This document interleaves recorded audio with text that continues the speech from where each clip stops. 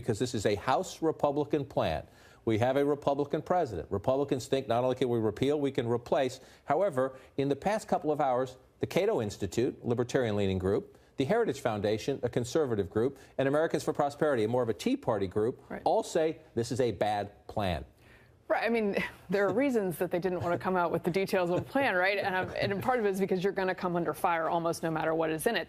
Look, I think there are many on the right who are going to have issues with many parts of this because the popular parts of the plan are not conservative, right? But they are expensive, and you have to figure out how to marry the moderates and the Tea Partiers on this stuff. And it's going to be tough. Some of this is people making noise to get changes in the bill.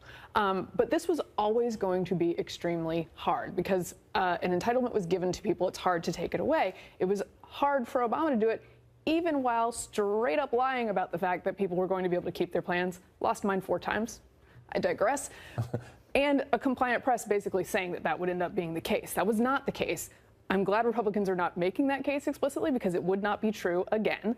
But they've won 3 national elections based on this pitch that they were going to repeal, one of them with Donald Trump at the top of the ticket. And they've won all 3 of those times. So I think there might be some area for boldness here that they're not taking. Right. The burden is on them to do this because of that, though. The 2010, 2014, and then 2016, only the Obama re-election year, and the Republicans didn't get wiped out down below. In the Congress, they did okay in those elections. But they're moving this bill forward without a lot of the key details. Number one, how much would it cost? Number two, how many people would be affected? How many people who have health insurance today, like Obamacare or not, how many people who have it today wouldn't have it under the Republican plan? It's called a score in Washington. The Congressional Budget Office needs to score it. The urgency is to move quickly, but Nancy Pelosi, the Democratic leader, saying today, and most of the Democrats are just stepping aside. They want to let the Republicans have their own internal war over this, saying, how dare you advance this when we don't do the math?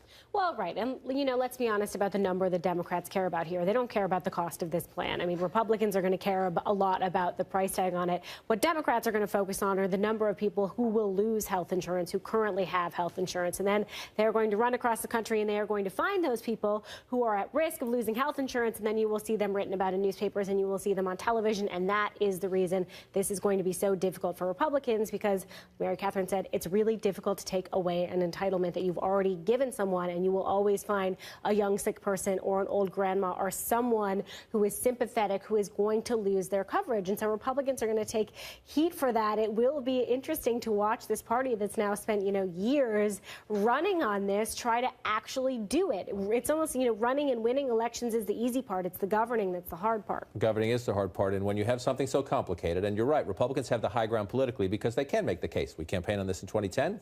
We got the House. We campaigned on this in 2014. We got the Senate back. We won the presidential election. The details are hard. When you have something so complicated, communicating is important. You should communicate with clarity, and you don't want to drive anybody away. Here's Congressman Jason Chaffetz, the Republican chairman on the House side, one of the key players in trying to help the leadership sell its plan. He's already walking this one back because people said, not the way you want to say this. Well, we're getting rid of the individual mandate. We're getting rid of those things that people said that they don't want. And you know what? Americans have choices, and they've got to make a choice. And so maybe rather than getting that new iPhone that they just love and they want to go spend hundreds of dollars on that, maybe they should invest it in their own health care. They've got to make those decisions themselves. That was a little too honest, wasn't it? Yeah, I mean, to the point, it is.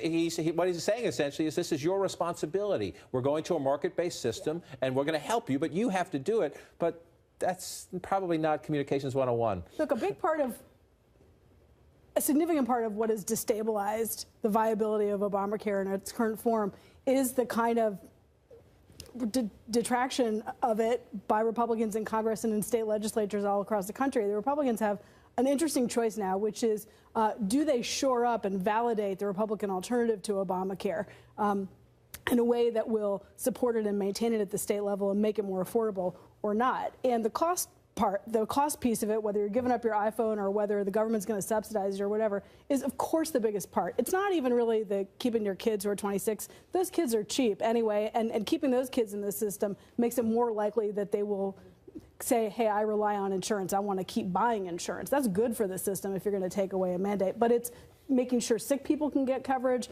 mandating the coverage for women. It's these pieces that are really expensive. And until there's some Republican coalition agreement on who pays for it and how to guarantee it. And to those points, and to the point you made earlier, Mary Catherine, it takes a couple of years to figure that out. The President of the United States, the former president, did say, if you like your plan, you can keep your plan. If you like your doctor, you can keep your doctor. Didn't turn out that way. Didn't turn out anywhere close. It's almost as if one could have predicted it, as I did. But for people to actually have that happen to them takes some time. And so the Republicans need to pass this bill, and then you deal with the consequences later, which makes this a giant test for the President of the United States, because he has this internal feud in his own party. So today he's having some of the House deputy whips. For those of you at home, those are the people who help count the votes, members of the leadership team, junior members of the leadership team, but they go out and they count the votes. Are you for it? Are you for it? What do you need for you to be for it? That's what they do. And then he's having dinner this week with Ted Cruz. We are told by the White House the President is fully prepared to travel the country and make this case. He tweeted this morning. Our wonderful new health care bill is now out for review and negotiation. Obamacare is a complete and total disaster, is imploding fast. The negotiation part is what makes it interesting. How involved will this president be, and how involved does Speaker Ryan want him to be when it comes to where are the semicolons, what stays and what goes? I think you look back to 2009 and the Democrats, and despite President Trump's newfound realization that this is complicated, we've known it's complicated for a while, and you look at how long Democrats took in 2009, Max Baucus, it was working its way, and there was a lot of internal divisions over universal health care and how to do this. The difference now, it seems, with this bill is that it's being sort of attacked on both sides.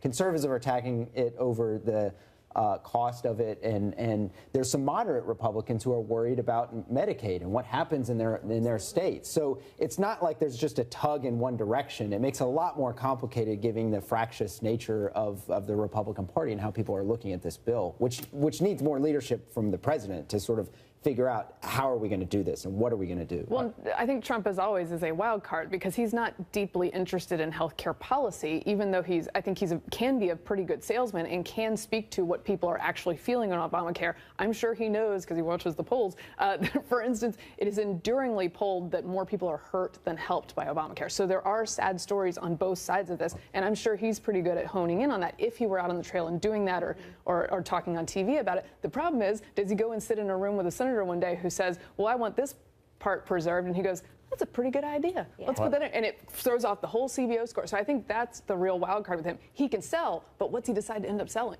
That's a great point as the debate goes forward. Everybody sit tight. This debate will be with us for weeks.